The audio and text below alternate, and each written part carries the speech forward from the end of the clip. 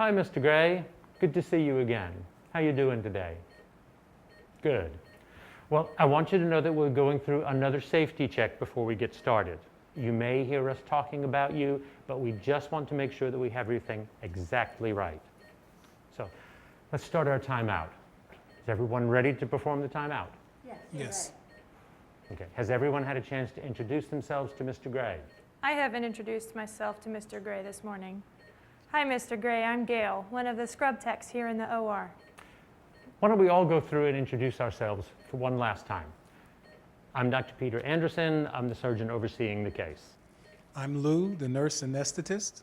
I'm Lynn, the circulating nurse. Okay. Now that we've all introduced ourselves, let's talk about our patient. We'll be doing a right inguinal hernia repair with mesh on Mr. Stuart Allen Gray today. The site is on the right side. Lynn, can you hold up the consent form so I can make sure it's a match? Yes, Dr. Anderson, the consent form matches a right inguinal hernia repair. Here it is. Okay. Lou, is the clindamycin completely in? Yes, infusion just finished.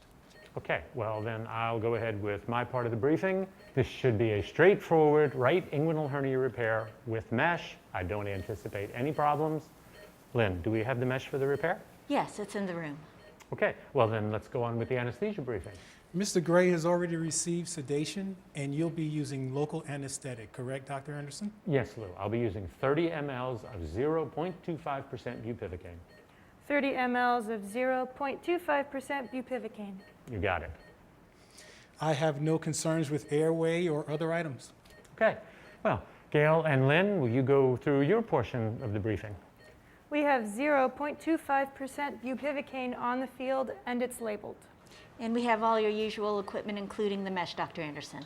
Okay, thank you, Lynn. Does anyone have any concerns before we get started?